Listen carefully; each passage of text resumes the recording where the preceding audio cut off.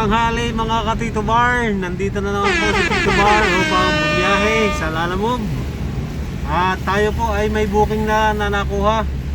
Papunta po ito sa Marilao. Wow! Ito po yung mga favorite nating ibiyahe, ano.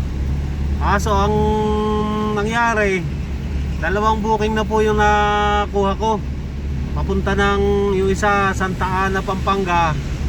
So may kasabay na tao, 6. Ay hindi na po tayo nagsasakay ngayon ng tao dahil may nabasa po ako na update ni Lalamove na bawal na pala talagang magsakay ng tao, ano. At yun po ay talagang susundin natin.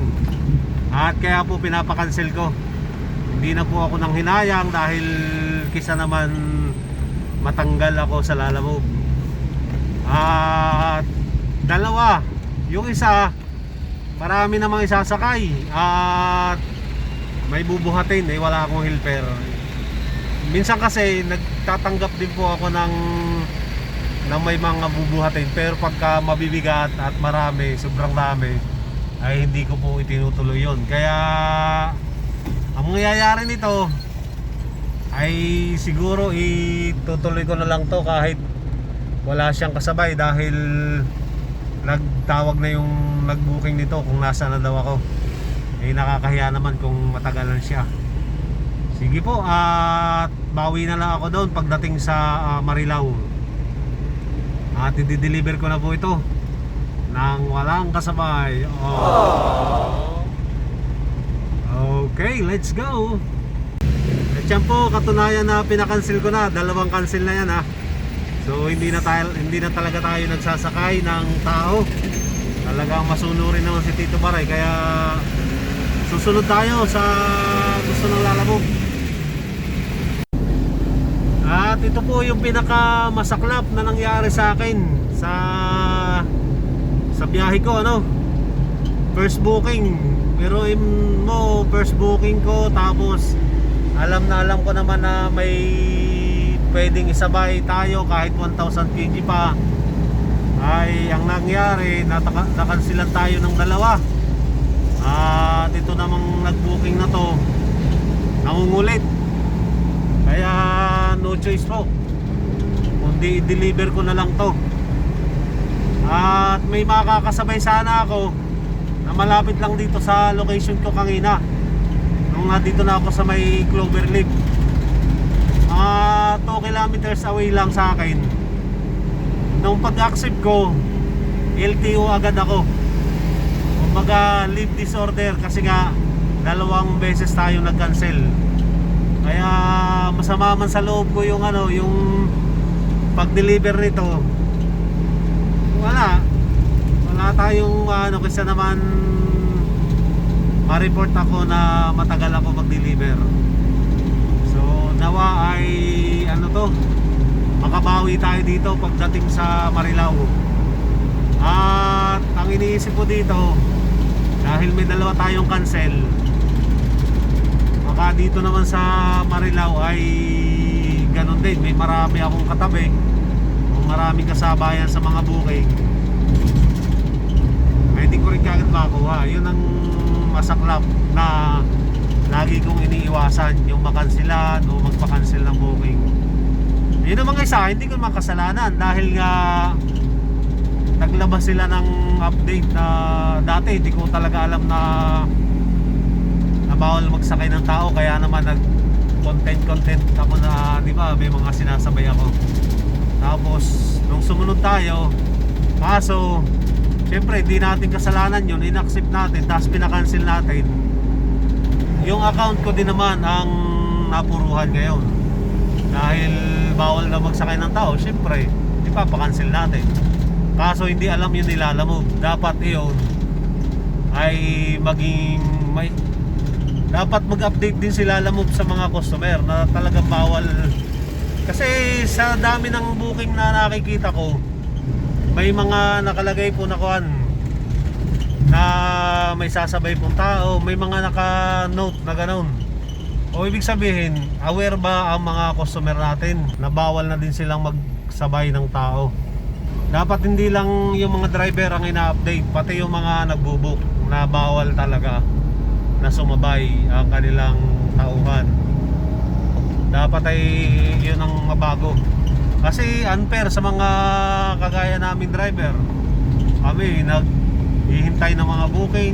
Tapos pag kami ang magpapakancel ay apektado pa rin yung account namin. At para namang napakalaking mali nun. Hindi sila fair ano. Yun lang po. At nawa ay mapansin nyo ng Lalamove. Hindi man ako yung mag ano nito. Alam ko marami na din nag-update dito eh. Ganun. Kahit hindi natin mali, malaki pa rin ang epekto sa ating account. Okay, at nandito na po tayo sa NLEX. I-deliver na natin tong Pamarilaw. Oh, luwag na luwag. Kakalakalampag na. Bira no. At yan po, ibinaba na yung PVC panel dito sa Marilao, Bulacan. Bowling center to eh. Okay, at buti nakakuha na agad tayo ng pick up. Akala ko hindi ako makakasabay eh. Na-try ko kasi. Tinry ko. Pumasok agad. At nandito na po tayo sa second pick up. Ito, 15 boxes. At dadalhin ko to sa Marikina. Doon din ako nagdala kagabi. Ayan. Ito yung resibo. Shout out kay ma'am. Anong pangalan mo, ma'am? Tumawa siya. Nahiya. Biglang nag-shy type. 15. Pwede pa natin sabayan yan. Oo.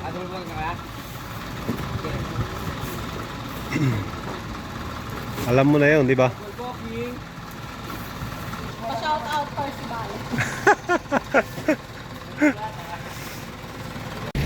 At yan mga katito bar, nakasakay na yung mga boxes na pinick up ko. At blessing, may nakasabay ito na papuntang ano din, Marikina. Malapit lang dito sa ano, kaya pinick up ko na.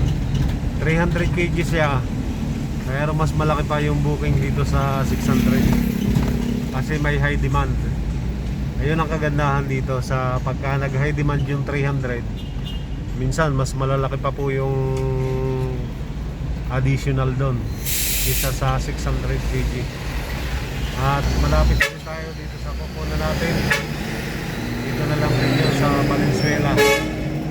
Okay. Yan po mga katito bar, third pick up.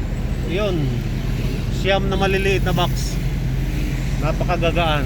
Deliver na natin. At naibaba ko na po yung mga box na pinadala ko dito sa may SM Marikina. At papunta na tayo dito lang sa may Amang Rodriguez. Pasig na nakakasabog dito. Pero pag tumawid ka, Marikina na. At may mga booking na tayong pinapamilian. Pwede na tayo mag-accept ng another booking. Pang-apat na booking, check natin kung saan naman tayo dadalhin ni Lalamove. Ito yung nakakagigil mga katito bar sa mga nagbubook ng address. Syempre ang susundin natin yung pinin nila, nakapin, kasi tama naman yung ano. Pagdating natin doon sa nakapin, wala doon yung ano, yung magre-receive. Tapos pagtatawagan mo, hindi nasagot, hindi makontak yung number. So doon tayo naaabala at naantala tayo sa pagbiyahe. Dahil kanina ka pa po ito dapat na-deliver, ay doon sa address na binigay, wala naman doon. At hindi tama. Kaya nako, traffic na. Ito pa yung nangyari, magpapabalik-balik pa. Tapos pagtatawagan mo, hindi makontak. Parang ang gusto ko nga gawin, sila magtawag sa akin mamaya, mamaya ko pa ito i-deliver gabi. Tapos ako nang tatawagan nila, ano. Yun kaya ang gawin ko. Kasi kanina pa ako natawag sa kanila, walang sumasagot. Hindi makakontak. At may binigay naman na resibo. Kaso hindi ko mabasa. Ito oh. Ching Chang Chong. Ang bihira, Chinese yung sulat. At yan ang mga katito bar na i-deliver na natin. Malaking tulong yung Google ano. Kaya palang basahin yun. Okay. At nandito na tayo mga katito bar sa aking delivery dito sa Huggies. OMG sa laki ng manok. Ito 310 lang yung isa. Higit 1 kilo lechong manok mo. At yan ang dala nating kanina, yung 5 sako na puro jumbo chicken. At ito, ang dami kaninang nakapila dito kaya kapapasok ko lang yung mga manok. At ito si Kuya, sulo-sulo lang. Pero malupit pag lechon kasi ilang lechon ang lechon niya. Kuya, hanggang anong oras ang duty mo? 10 to 10. 10 to 10 ang duty niya. At itong 5 sako na yan, saglit lang yan maubos. Isang araw lang ubos na. Ayan. OMG sa lasa, OMG sa sarap. Kaya tikman nyo na. Dito po ito matatagpuan sa Tandang Sora. At malapit lang to sa dun sa may Jollibee. Doon sa may Commonwealth, yung highway doon. Okay kuya, salamat. Okay. At nandito tayo mga katito bar sa loob ng circle dito sa Memorial Circle ng Quezon City. At may na-pick up tayo mga kaibigan, mga katito bar. Halaman. Dito ang gaganda ng halaman Kung kayo mahilig sa halaman ay talagang napakagaganda ng halaman dito. At ito po, sinasakay na yung halaman. Ang problema may mataas. Pero malambot lang naman yung mga dahon. Hindi siya mabubutas yung bubong. At yun, may tinaas pang isa. Tingnan natin baka mabutas. Ayan, dito mukod. Dito mukod yung isa. Op. Aircon. Dito gitna. Dapat medyo gitna yan eh. Ayun. Ayan yung kangina. Na mataas. Ito po pala ang pangalan nito. Braided bamboo. 4-5. Kasama yung paso. Money. Yun. Kaya pala naman. May connected dito sa money. Pagka bumili ka nito, magkakapera ka ng marami, di ba? Yun. Mahigip ito pala ang bagay sa akin para ako may pera. 4-5. Tinatabas ko lang ito sa probinsya eh. Tingnan mo dito. Saka yun yun, yung mga parang coconut marami din na yan sa Binunuan. Ay, dito yung pinagkakakitaan. Plantitos. Malapit na po tayo dito sa pagdidelivery natin. Dito sa may Del Pilar, Malate, Manila. At dyan ang aristocrat. Take the next right onto Del Pilar Street. Oh, pinapaparking ako ni ate dito. Hindi pa ako kakain, busog ako. Oop, baka mabasag yung mga paso kaya hindi ko mabilisan. At blessing mga katito bar dahil naibaba ko na sana itong mga halaman. Yun pala ang magre-receive nito hapon, Japanese. At nilagyan lang nila ng mga ribbon. Yung lahat ng halaman nilagyan ng ribbon. Tapos sabi nung Pilipina, ako na rin daw ang maghatid. Kasi dito lang sa may Adriatico, dito sa may Del Pilar, nilagyan nila ng ribbon. Tapos ihahatid ko naman doon sa may Newport, Manila, dito sa Pasay. Ang ginawa nila, imbis na i-ano lang sa iba, tumawag ng sasakyan, binigyan ako ng 1,000 para ako na din daw mag-deliver. Ang lapit lang. Tapos napahatid yung tsinelas ko. Tsinelas ko kasi hindi Spartan kaya hindi matibay. Nakita In nung 600 meters. Kaya putol yung natatanggal yung sa sipit, yung unahan natanggal. Tapos di kinabit ko. Lumapit yung hapon, binigyan pa ako ng 200. Bumili daw ako ng tsinelas. Grabe, amen. Talagang blessing dahil parang tip na to, 1 to ang lapit lang. Okay, di-deliver na natin, baka na magsara. At yan po, binababa na yung mga halaman dito sa Tiger Kitchen sa may New World Hotel, sa may Resorts World sa gilid. At yun, napakaganda dito.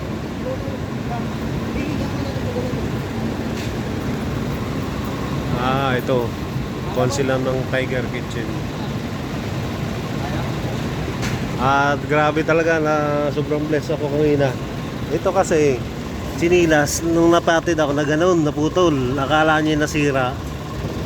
Siyempre, kinabit ko lang na ganun.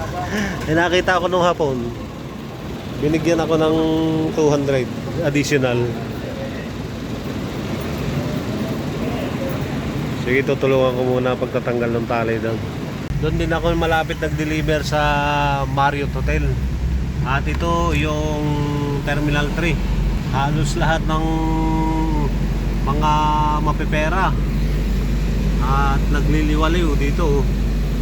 Dito sila yung buong Newport City na to. Pabira yung Marriott to. Marriott Hotel, Belmont, yan. Hotel Okora. Ito yung dating resort world na Newport World Resort na. Pinagta na pala yun, hindi na RW. At uwi na muna tayo sa bahay. Okay. Good evening mga ka-Tito Bar. Tayo ay nakauwi na ng bahay at tayo po ay naka 5 biyahe sa buong maghapon. At kahit tayo nung una ay nakansela ng 2 booking at hindi tayo nakapagsabay, pero in the end, okay din po yung biyahe natin dahil sa mga halaman ay tayo nakatanggap ng blessings at napakalaking po yun, pagpapala sa atin yung mga ganong extra biyahe. At nakaka-bless din po yung hapon dahil dun sa nangyari dun sa aking tsinelas ay nakita niya at nakita ko dun sa hapon na talagang siya ay willing tumulong sa mga nakakasalamuha niya. At maraming salamat po sa Panginoon, tayo'y kanyang iningatan at sa mga biyaya na patuloy na pinagkakaloob niya po sa atin. At maraming salamat po sa mga subscriber natin, sa mga loyal subscribers natin. Lalong higit ay kay Bicolano ini, lagi po siyang present Maraming salamat sir sa inyong pagtutok at pagsuporta sa aking channel. At next upload natin ay i-check ko yung mga message at para ma-shoutout ko po yung mga nagko-comment at sa ating mga bagong subscriber. Maraming salamat po. At kung hindi ka pa po nakapag-subscribe sa channel ni Tito Bar, please do subscribe at i-hit nyo po yung notification bell para ma-notify po kayo at maging updated po kayo sa aking mga videos na i-upload. Maraming salamat po at pagpalain po tayo ng Panginoon. Bye-bye!